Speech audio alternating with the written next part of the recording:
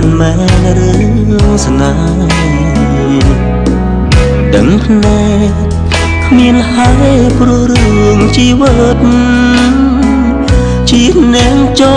មរៀងមានឈ្មោះល្បីពិតតែនៅក្នុងចិត្តរឿងអាចដិតឲ្យខ្ញុំសោកាលំរួមរងពីនាងបងប្អូនក្រលំបានជាកូនកំព្រីលេញពេលនេះកម្មមកពងរត់ឲ្យខ្ញុំប្រត់គ្នា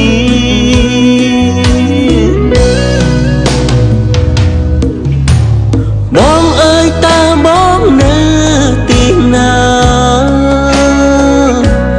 តើបងមានលឺខ្ញុំស្រែករបងទេកាលគ្រាមុនបងធ្លាប់ថ្នាក់ធ្នមប្អូនក្រុមនេះទីប្អូនធ្វើខំបងប្រងអប់រំអូនប្រជានេប្អូននឹកបងណាស្ទើរស្គួតវងវែងបើល្បីឈ្មោះព្រោះសុខតាឯងក៏គ្មានខ្ទឹមសាចំរីបទនេះសុំដានតាមខ្យល់ប្រាំដល់បងប្រុសថាប្អូនឯកាមករងប្អូនផងណាបងប្រុសណាចង់ប្រាំថា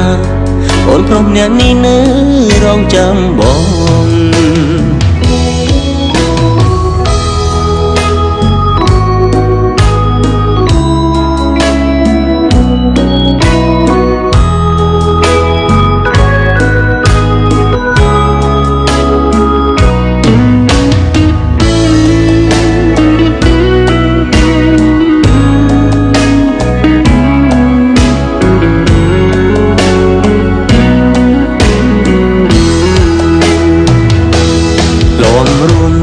ពីនាងបងប្អូនក្រលំបានជាកូនកំព្រី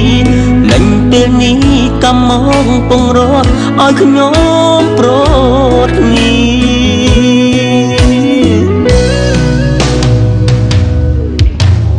បងអើយតើបងនៅទីណាតើបងមានលឺខ្ញុំស្រែករបងទេ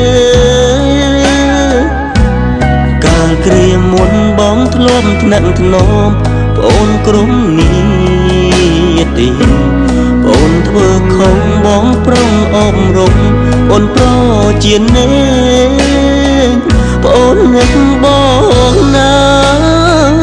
ស្ទើរស្គួតវងវែងបើល្បីឈ្មោះព្រោះសុខតាឯងក៏គ្មានខ្លឹមសារបើល្បីឈ្មោះព្រោះសងតាឯងក៏គ្មានខ្លឹមសារ